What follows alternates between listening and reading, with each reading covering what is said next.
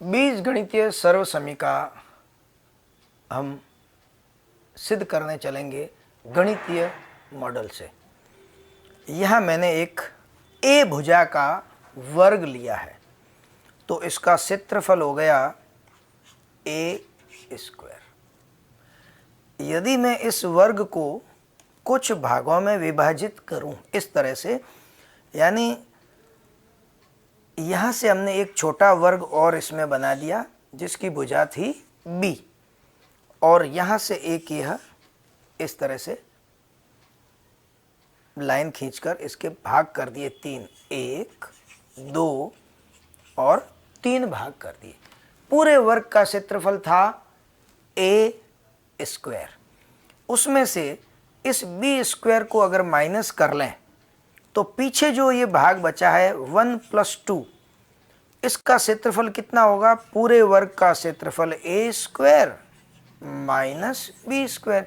ये B square जो था हमने इसमें से काट कर अलग कर लिया। तो हम ये देखना चाहेंगे कि यह A square minus B square, जो ये भाग बच गया है 1 + 2, यह कितना होता है? ए स्क्वायर माइनस बी स्क्वायर यह कितना है? इसे तब छोड़ दीजिए, ए स्क्वायर माइनस बी स्क्वायर वो बाहर चला गया। बचा हुआ भाग जो था ए स्क्वायर माइनस बी स्क्वायर, इसका क्षेत्रफल कितना? तो ए स्क्वायर माइनस बी स्क्वायर का क्षेत्रफल बराबर 1 + 2। तो इन दोनों भागों में ये अगर इनको हम अलग करें तो ये तो समलंब चतुर्भुज बनते हैं, इससे काम नहीं बनेगा। भुजाओं के माप आपने देख लिए होंगे किस तरह से थे कि पूरा भाग माप ए था, यह माप बी था, तो यह ए माइनस बी, यह ए माइनस बी, इस तरह का माप बच गया था। अब इन दोनों समलंब चतुर्भुजों का क्षेत्रफल हम ज्ञात नहीं करेंगे, तो हम इनको कुछ इस तरह से सेट करते हैं।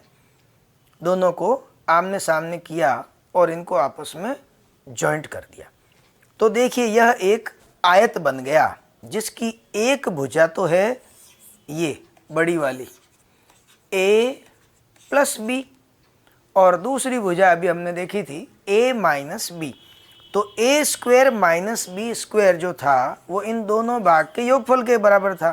तो एक का क्षेत्रफल, दो का क्षेत्रफल ऐसा नहीं, इस पूरे आयत का क्षेत्रफल लंबाई ए + बी इंटू चौड़ाई ए माइनस बी, यह A square minus B square is equal to A + B A minus B. यह हमने एक सर्वसमीका सिद्ध कर दी।